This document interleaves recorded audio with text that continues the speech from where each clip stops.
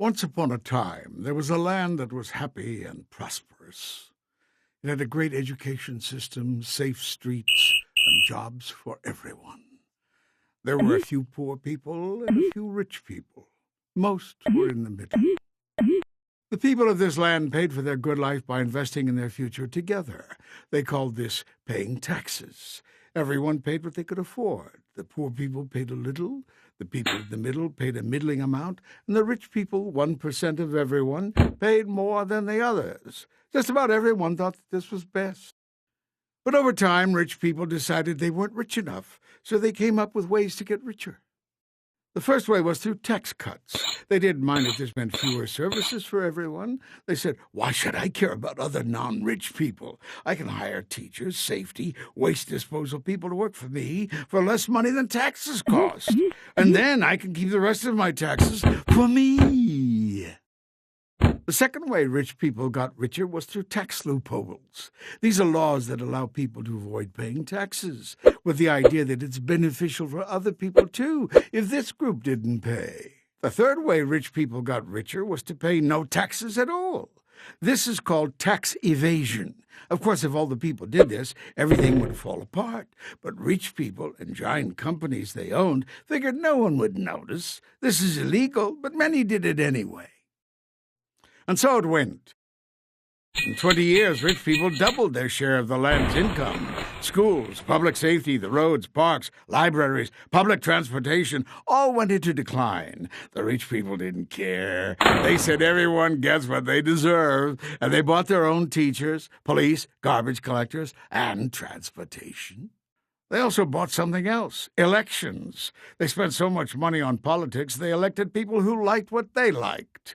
More tax cuts for the rich and big businesses, and fewer schools, road repairs, police, firefighters, and nurses for everyone else. When the 99% became upset, the rich people and their politicians said, "There is no other way." They repeated this so often many people believed them. Meanwhile, instead of investing in things that most people could use, and instead of providing jobs that paid people well like they used to, rich people found they could make more money on Wall Street. Wall Street is a place where money makes money. Here the 1% made money so fast that they devoted more and more money to it.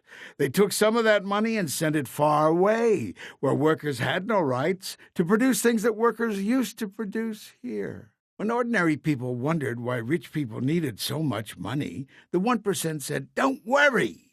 This is good for you, too, because it will trickle down from us to you. Someday you'll be rich, and then the rules we made for us will be your rules, too." Some people weren't so sure about this, so the rich people bought newspapers and TV and radio stations and internet companies and paid them to repeat over and over, "Someday you will be rich, too. There is no alternative." Soon you could hear people saying, "There is no other way. Someday we'll be rich." Meanwhile, the rich people's money piled higher and higher. But after a while, it was piled too high. One day, the money fell down with a big crash. It fell down right on the houses of millions of ordinary people. It broke their houses. Then more money towers fell down. They fell on ordinary people's jobs. This is terrible. Everyone was scared. How did this happen? The government said, "We have to fix this." They were so used to rich people being rich, they immediately started printing money and giving it to rich people. But they didn't give any to the ordinary people whose houses and jobs were broken by the crash. Those people said, "You gave the rich people money to replace their money that got lost in the crash. Why aren't you giving us any to fix our houses and our jobs? They got broken in the crash too." The government had no answer. Now the people got mad. Since they weren't sure who to be madder at, the government or rich people, they got mad at both. Rich people got worried. They thought, if the people get mad enough at us, they might take some of our money. This really upset the rich people, because they loved their money more than anything in the whole world. So they devised a plan. They called it, "Look over there." Whenever people said, "How come you rich people are getting richer while all the rest of us are losing our houses, our jobs, and our schools?" the rich people pointed at someone else and said, "Look over there."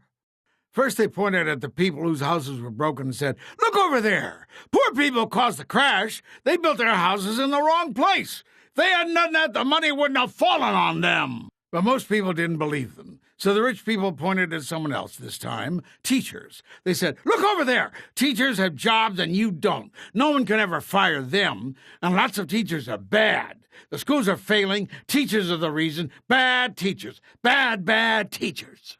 Most people didn't believe this. They remembered the problem was the crash, not bad teachers. The rich people realized it might be safer for them if someone else pointed their fingers. So they took some of their money, and even though it was just a little bit of their money, it was a lot of money since they had so much. They helped more people get elected. These politicians pointed their fingers at police, firefighters, librarians, and other public employees. They said, look over there! These people are greedy. They have jobs and you don't. You don't have retirement plans and they do. They caused the crash.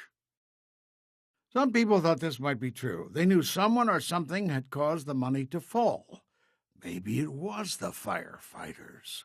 But others remembered that firefighters helped them when their houses were on fire.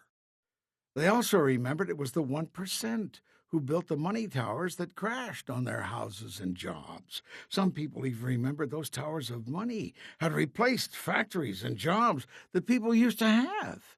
And those jobs used to have retirement plans, too. And the ordinary people remembered that the teachers and firefighters lived in their neighborhoods and shopped in the same stores and didn't seem to be the problem at all. The people looked around. They saw too many students in their classrooms. They saw their roads filling with holes. They saw when they needed help, it took longer to arrive. People began to say, maybe rich people have too much money now. And maybe our problems have something to do with the 1% not paying their fair share of taxes. And also, maybe rich people should pay the same rate of taxes they used to when our land was prosperous and more people were better off. The rich people heard these things and grew worried.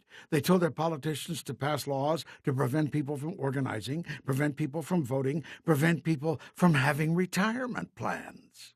But now the people understood the problem. It was rich people who crashed the money onto their houses and jobs. It was the 1% who got politicians to cut their taxes until there wasn't enough for schools, safe streets, libraries, health care, and parks. And it was rich people blaming everyone but themselves for what had happened. This is where we are now. And we have a question. Is there no alternative? Or can the people of this land do something to live happily ever after?